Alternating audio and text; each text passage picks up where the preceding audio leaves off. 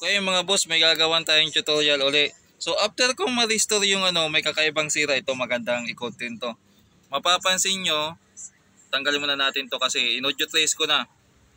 Yan o. Lagay natin ito. After talking to them, then they might just be draining your... Narinig nyo yun?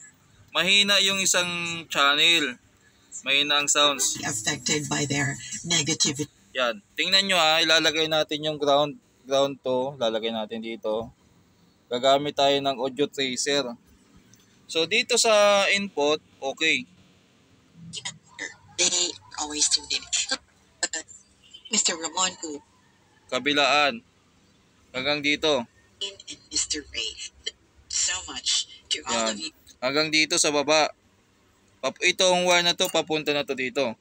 Check natin Volume natin. Be here. Yan. Okay. So pagdating dito sa may socket, meron. Lipat natin sa kabila.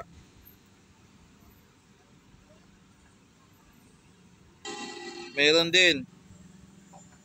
Hindi ko lang nadiin. Baliktarin ko yung hawak ng phone. Yan. Dito sa tapos ito capacitor. Lagay natin diyan. Yan. Meron. Pagdating dito sa kabila, humina. Yan. Tingnan nyo maigi. So baliktarin ko muna tong tapos i-demo natin. So maganda tong pang tutorial naman. Saglit lang. Power off ko muna tapos para matumbok natin. Mga boss, na baliktad na natin. Kung napansin nyo doon sa huling clip natin, chinik natin dito sa input, may sounds. Parehas. Tingnan natin to. Ito ay capacitor. Tingnan nyo. Nakatawid yung signal dito sa kabila. Pagdating dito, humina. Ibig sabihin, nasira na yung capacitor na to.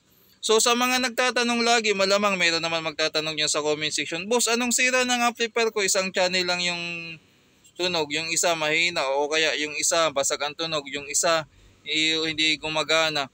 Marami pong source yan o maraming pinanggagalingan yan, maraming pinagmumulan yan. Hindi lang case to case basis yan.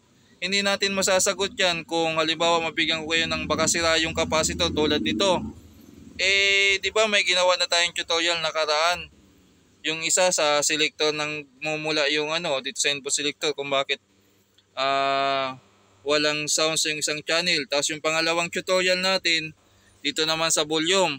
So marami pong pinanggagalingan tulad nito. Panibagong tutorial naman to. So magagawa lang yung ganitong trouble sa mga gusto mag-DIY kung meron kayong audio tracer. Kung wala kayong audio tracer, mahirapan kayo manghula-hula kung saan yung sounds.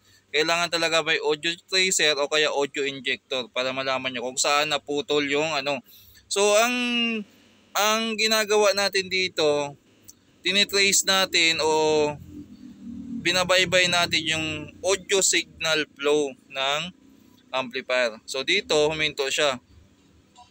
Dito, pagdating dito nawala. Ito, nakatawid. So, papalitan natin yung capacitor na yan. Ano ba yan? Yan yung 10UF 50 volts. So, baka bumigay din to kasi magkasama lang sila.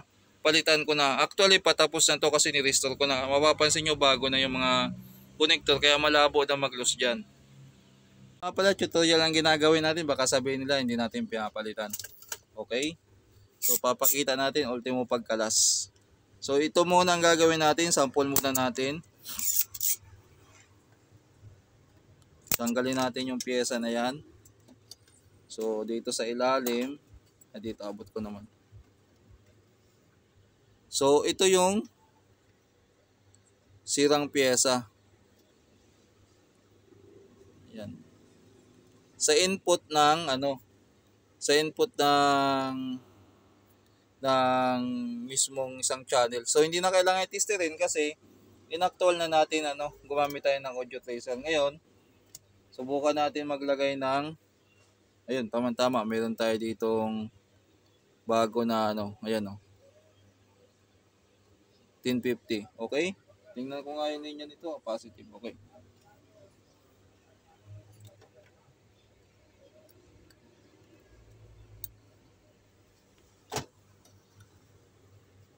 Okay. Labo. Hinang natin.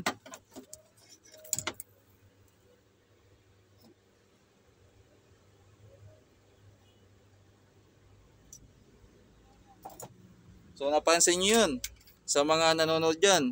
Hindi porket may napanood kayo na ni-repair natin na isang channel ay hindi gumagana, ay same lang din sa ano. Kasi case to case basis yan. Ngayon, power on natin uli. Tapos gamit tayo ng audio tracer. Yan.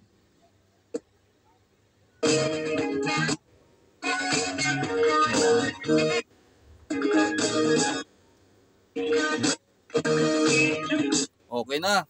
Ngayon, susubukan na natin sa hinaan natin ng konti, baka sumigaw. Susubukan na natin yung sounds niya. Yan, natapos na yung kanta. Kabila.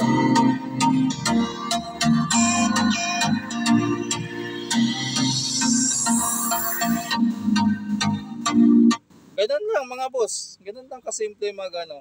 Hindi ko lang to nagagawa yung mga tutorial na yun kasi minsan nakapokus ako sa repair. May mga na-encounter din talaga akong ganyan na hindi ko nasasama sa video kasi off-cam ko na nagagawa. Pero this time, na-realize ko, try ko kayang i-upload. Sana mga boss, yung mga ganitong klaseng video ay suportahan nyo ako.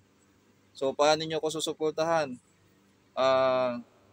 I-share nyo po yung video ko or i-like nyo. Then, pwede rin yung kung medyo galanti kayo, huwag nyong i-skip yung ads ko para kahit pa paano may revenue naman tayo, mga boss. Yun lang yung pakiusap ko. Share nyo lang po para kumalat yung video natin at syempre pag nakita natin na maganda ang views ng mga ina-upload natin, parang gaganahan din tayo na ano.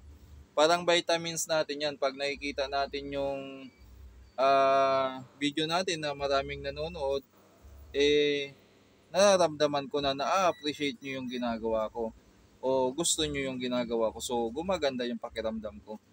Yun lang mga boss. At gagawin ko dyan, pati itong isa, papalitan ko kasi baka bumigay na rin yan. Yun lang. Capacitor lang ang ano. Ito lang oh. Ito lang yung naging problema niya. Kaya yung isang channel ay hindi tumunog. May mga na-encounter din talaga tayo pero hanggat maaari lahat ng mga na-encounter natin na trouble, kahit hindi naman full details repair ang gagawin natin, kasi ina-upload naman natin ng hiwalay as kabuuan yung amplifier, upload natin yung tutorial. So, suportahan nyo lang ako mga boss at itutuloy natin to.